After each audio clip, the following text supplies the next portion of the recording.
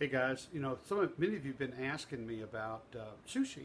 We like to make sushi here at the house, and so I thought it's Sunday afternoon, and I was hungry, and I thought about making some sushi. So I thought, you know what? While I'm making that, I'll go ahead and tell you guys about how I make sushi and get you to experiment on your own. It's not really all that difficult to make sushi at home, but it is a lot of fun.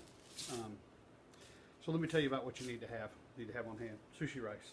This is the first ingredient because you're going to cook it first because it takes the longest. The sushi rice is not like your regular rice. It's a little different. It's a very small grain, but I buy it. The Walmart sells it in this quantity. You can also buy it in a bag or pretty much anywhere. But your Walmart does carry it, so you can get it there. When the sushi rice is done, you're gonna dump it out of the rice cooker very quickly, and you're gonna want to have mixed up on hand some rice vinegar. Sorry about the glare. Some rice vinegar, and you're going to mix that with a little bit of water and sugar. And again, we'll talk about that here in just a little bit. But you're going to dump it out, and then you're going to add that sugar, sugar, water, and rice vinegar mixture to it, and and then you're going to put it in a low pan, and then you're going to fan it. So you're going to want to have something to fan it with because you want to cool it off really fast. The faster you cool it off, the more sticky it'll be, the better it'll be. Now what you'll need when you go to roll up your sushi, the first thing you're going to do is you're going to have a mat, a sushi mat like this. Again, you can buy them at the Walmart or any place else. Now I like to cover mine with saran wrap so that it's easier to clean up. So what I'll do is I'll actually lay it down, cover it with saran wrap, and then roll the sushi right on top of the saran wrap. But you'll need the strength of the mat in order to roll it. I've tried to roll sushi without a mat a few times, and it works. It still tastes the same, but it falls apart. It's not a good thing. I like to have a pair of chopsticks on hand because I like to eat sushi with chopsticks because you can hold the slices of the roll and dip them into sauces if you want to and so forth. And it's just a little easier than using a fork or something of that nature. Some people use their fingers. There's nothing wrong with that. No wrong answer. I just happen to like chopsticks.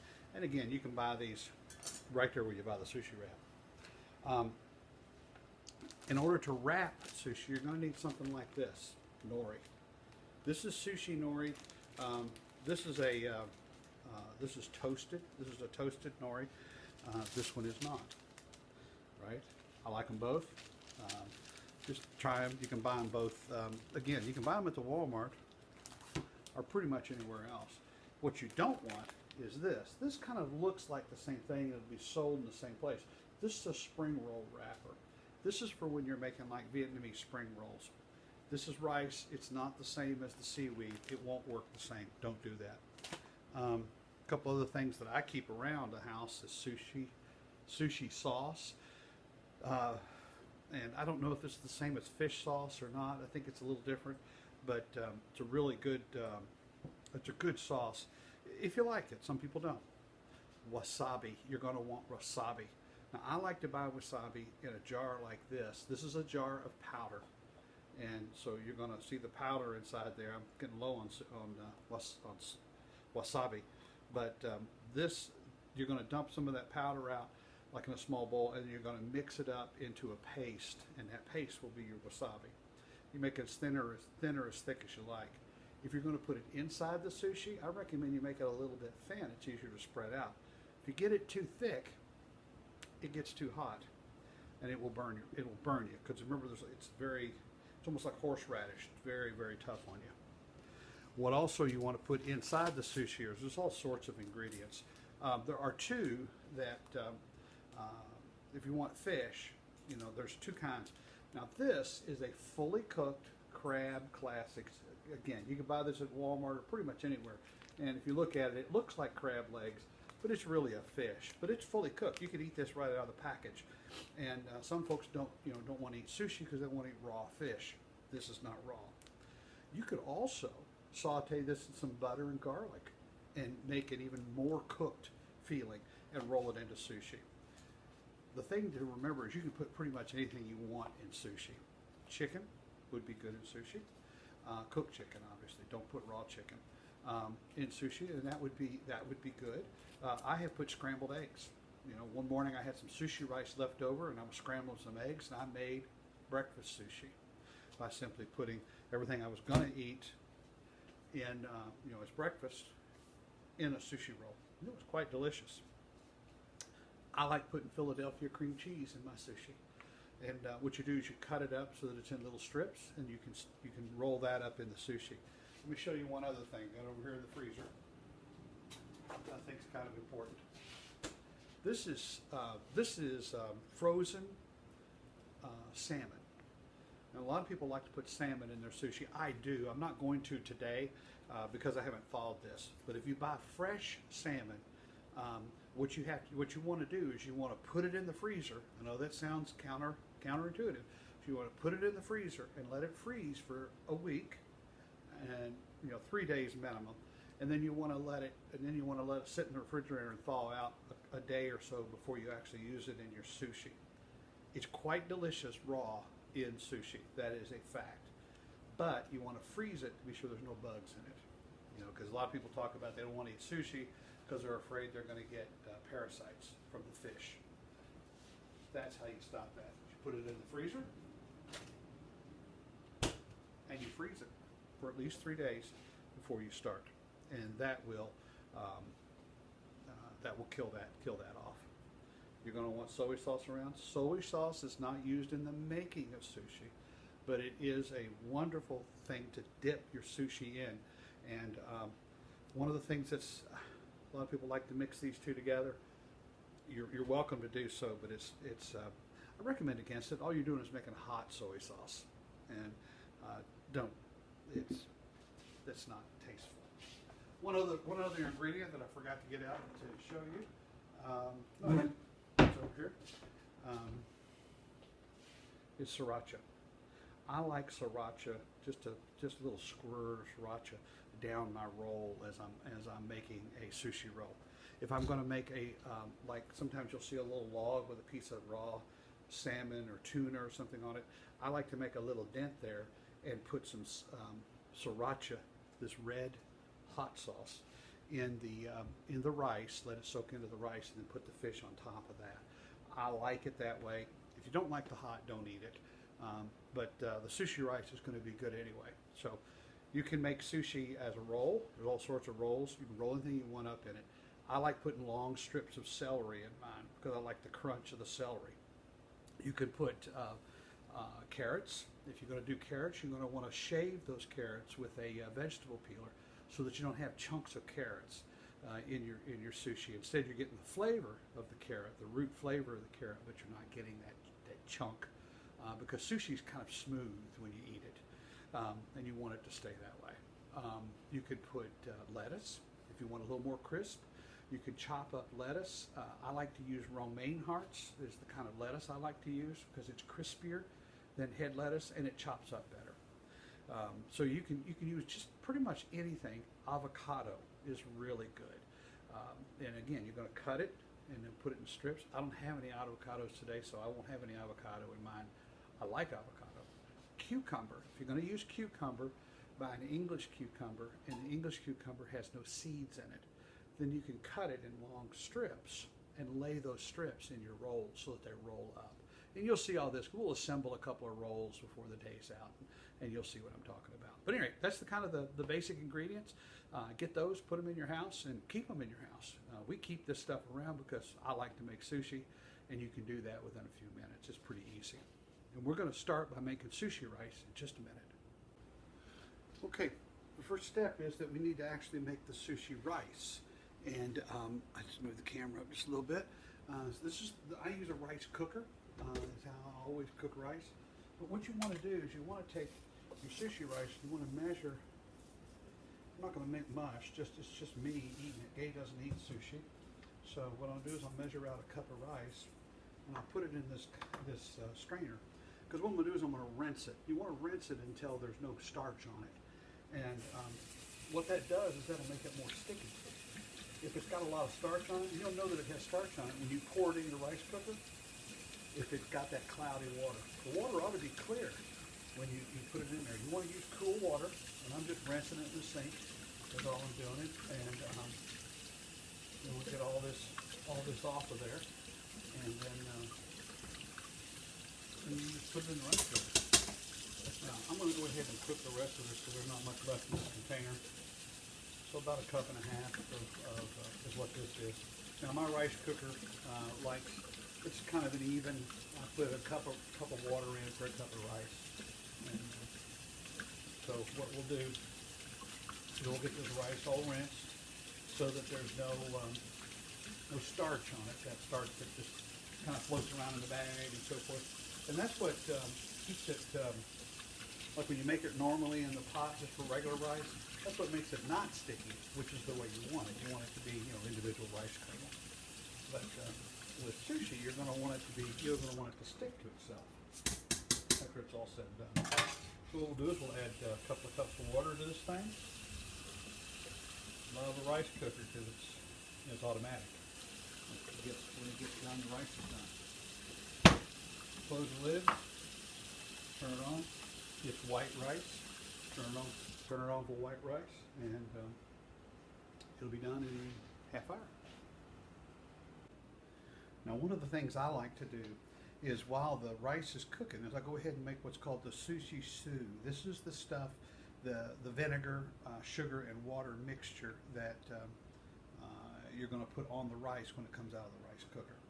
So I've got about a half a cup of vinegar, rice vinegar. I'm going to add to it a quarter cup of water. Now, I normally would add even more rice to it because I really like, rice vinegar, because I really like the rice vinegar. And then I'm going to add a teaspoon of sugar to that. That sugar, again, you can leave it out.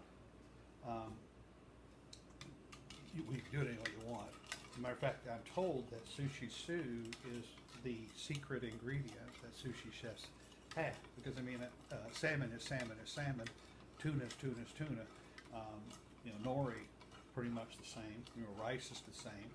Because those are organic things. But the mixture right here of vinegar to water to sugar will influence the taste of your rice. So you're going to have to experiment with that and figure out what you like. You could even taste your sushi soup to see if it's to your liking. If you want it really sweet, add extra sugar to it. If you don't want it sweet at all, don't add any sugar. Use artificial sweeteners. It doesn't matter. It's your sushi. You can put whatever you want in it. But the deal is you want the sugar to be completely dissolved. Again, I use this raw sugar, so it takes a little bit more to dissolve it, but it's still just as sweet and so forth. But eventually, you'll end up with a cup of sushi soup that is completely smooth. Okay, the rice is done. I've taken the pot out of the rice cooker, and notice what I'm going to do is I'm going to put it in this glass pan, and I'm going to use a wooden spoon for that. Once you start using the vinegar, you shouldn't use metal anymore. You should just use wood. And so what we're going to do is we're going to turn it out of the rice cooker. Oh yeah, it's good and sticky in there. And turn it out into the glass pan. I like to use the low, flat glass pan because it's easy to mix in. You can use a bowl or anything you want, really. It's of no real consequence. I'll show you why I like the glass pan, but it'll make sense to you here in a moment. So we take the rice cooker pan. Let's set it out of the way here. Working in a really small kitchen. We come down here to Alabama a couple of times a year, and we stay in a little cottage up on Cumberland Mountain. And so what I'm doing is I'm pouring some sushi stew onto the rice. There we go. Onto the rice. Notice that it's steaming. And then I'm going to take and mix it around a little bit. Get that rice vinegar mixture into the rice. I'm going to open up my fancy fan, and I'm going to start fanning my rice.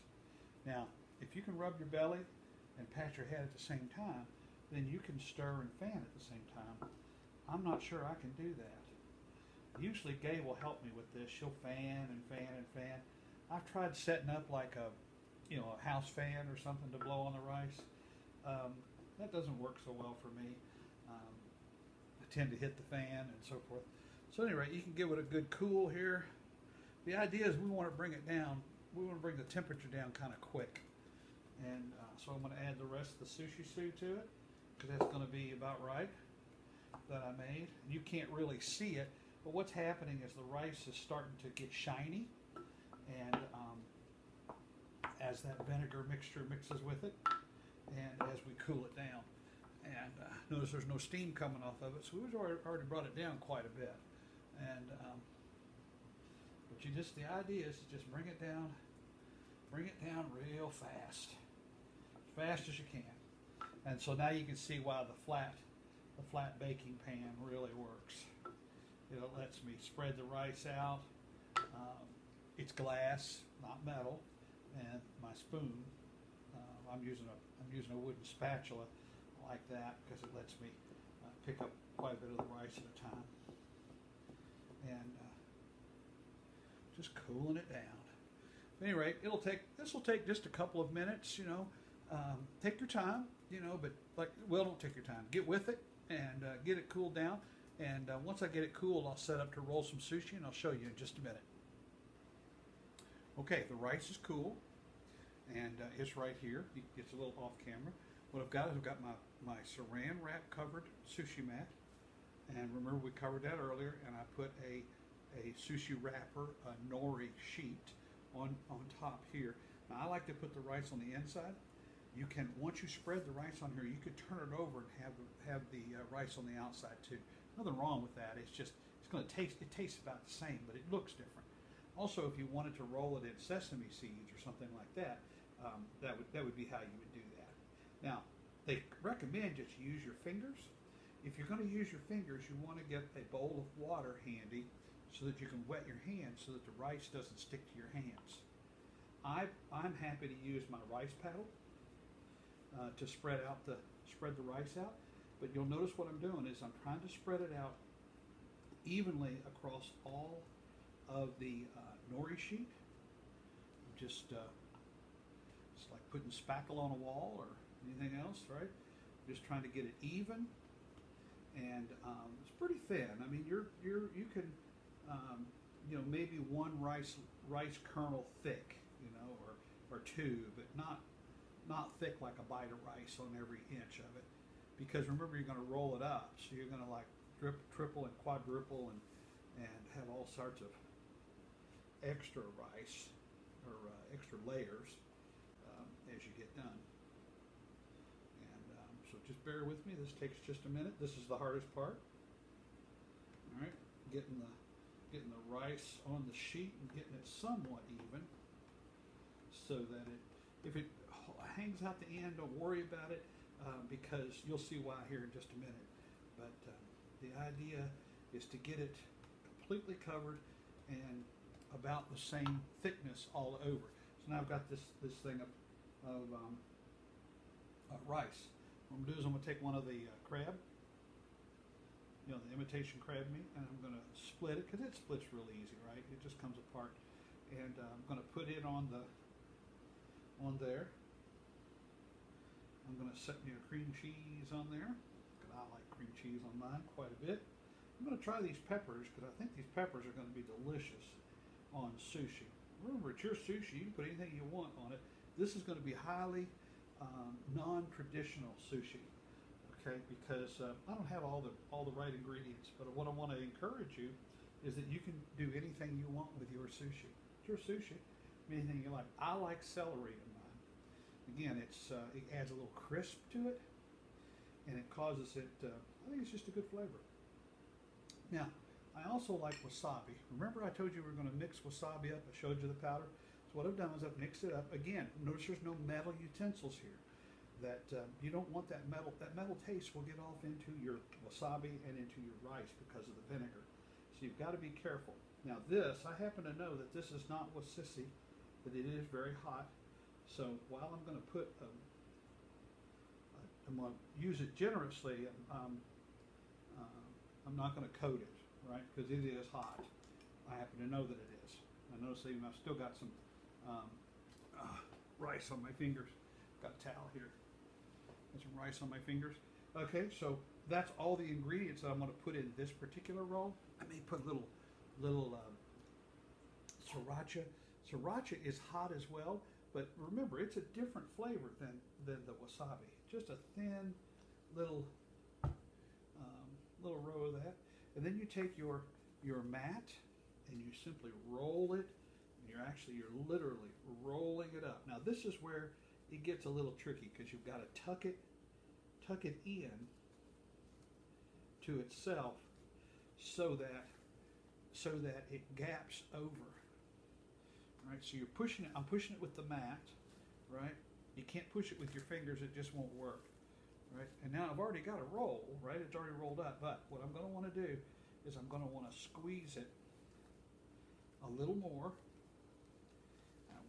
I'm really bearing down on it. I'm squeezing it tight, and some rice. Notice some rice fell out the end because I squeezed it out. And I'm going to squeeze it real good. When you squeeze it real good, what will happen is all the ingredients get mixed. But also, when you go to cut it, it'll be a nice firm roll for you to cut. So let's see how this one came out. Okay, this one's a long ways from perfect, but it's not bad. This is probably the one thing that you must have in order to do sushi is a very sharp knife. I recommend you have a knife sharpener in your house so that when you cut the sushi, it just cuts right through there. Notice this is I'm not having a saw on it. I just cut it right through. And I'm cutting through all the vegetables and all the ingredients. And the nori. The nori is quite tough. It's a lot like a tomato skin. You know how when you cut with a really good knife and you're cutting tomatoes, it just feels, you can tell it feels really good. Okay, so there's a sushi roll. What I'll do is I'll stand these up because that's the way we're used to seeing them.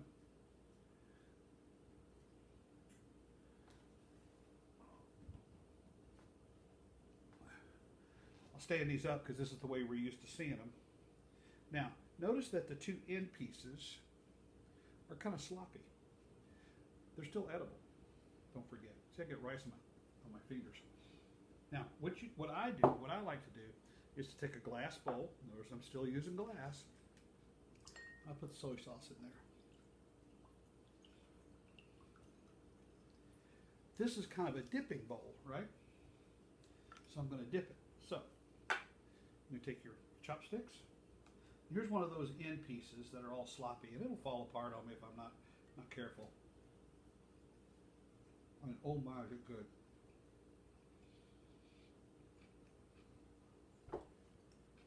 Oh yeah. So I hope you'll try making sushi soon. Those sweet peppers were as good as I thought they were going to be. So let me know if you want to come over for a sushi party. You want me to come your way and make sushi. It's a fun thing to do, especially during this shut-in time. So enjoy.